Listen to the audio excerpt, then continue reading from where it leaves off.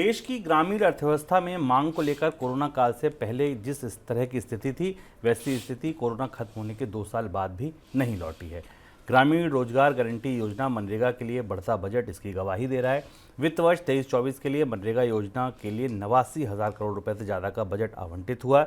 इस योजना के लिए हाल ही में सरकार ने अतिरिक्त 3400 करोड़ रुपए आवंटित की है। सर, अचानक 3400 करोड़ रुपए और क्यों देने पड़े? ये बड़ी चौंकाने वाली खबर है कि अर्थव्यवस्था में पिछली तिमाही में 7% से ऊपर की विकास दर, आज इस अगली तिमाही में भी 7% से ज़्यादा की विकास दर के बाद अंतरिम बजट पेश करने के बाद सरकार को अचानक 3,400 करोड़ रुपए मनरेगा को देने पड़े। खबर इसलिए चौंकाने वाली है कि इसके बाद शुभम जो बजट का एस्टीमेट था मनरेगा पर खर्च का, वो 60,000 करोड़ से बढ़कर करीब 89,400 करोड़ रुपए पर पहुंच गया। यानी वो साल जिस साल भारत सरकार ने जगह जगह ये बताया कि भारत की अर्थव्यवस्था में रिकॉर्ड विकास दर थी, हम दुनिया में सबसे तेजी से विकसित होती अर्थव्यवस्था थे, भारत में लोगों के खपत खर्च बढ़ रहे थे, उस साल गांव में रोजगारों की स्थिति कितनी विकट और जटिल थी कि मनरेगा का बजट बढ़ाना पड़ा। पिछले साल के बजट में तो सरकार को उम्मीद थी कि मनरेगा पर खर्च नहीं होगा, हमने बीच में भी बताया था कि साल में एक बार और आवंटन करना पड़ा था।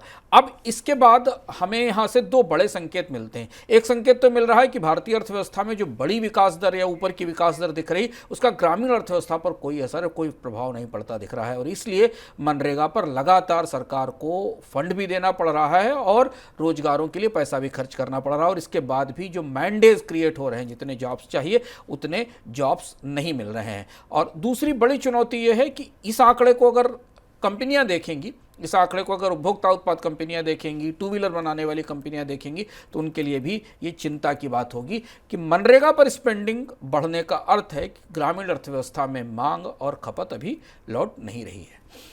करीब 90,000 करोड़ रुपए का आवंटन हो गया, 60,000 करोड़ का शुरुआत, तो 50% से ज़्यादा आवंटन बढ़ाना पड़ा सरकार को। इस बीच सरकार ने वित्त वर्ष 24-25 के दौरान खाद्य सब्सिडी के लिए जितना बजट तय किया हुआ है, उसमें करीब 35,000 करोड़ रुपए की बढ़ोतरी का अनुमान है। फसलों के समर्थन मूल्य में बढ़ोतरी की वजह से बजट 2,42,000 करोड़ रुपए तक पहुंच सकता है।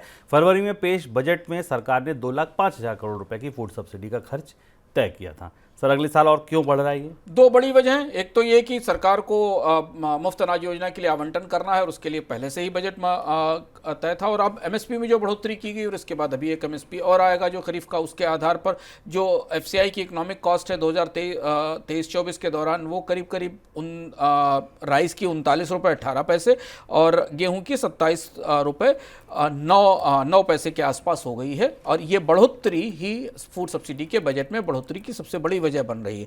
तो अगर आप ध्यान से पूरा आंकड़ा देखें तो करीब फूड सब्सिडी का बजट 2024 में, इस साल के वित्त वर्ष का जो समाप्त हुआ और अब नया वित्त वर्ष शुरू हुआ है, वो 2.2 लाख करोड़ रुपए के आसपास था, और इस अगले साल इसमें और ज़्यादा बढ़ोतरी होने की संभावनाएं हैं। एक चीज़ ध्यान रखना और ज़रूरी है कि पिछले साल सरकार अपने अनाज भंडार में पर्याप्त अनाज नहीं खरीद पाई थी, और इस साल ये कोशिश होगी कि अनाज भंडार में जो पिछले साल की कमी है उसको पूरा किया जा सके। यानी फूड सब्सिडी के बजट में आने वाले समय में बढ़ोतरी भी हो सकती है। अगले साल जब इस साल जब जुलाई में नई सरकार का बजट आएगा, पूर्ण बजट आएगा, तब फूड सब्सिडी का यह आंकड़ा संशोधित या रिवाइज भी हो सकता है।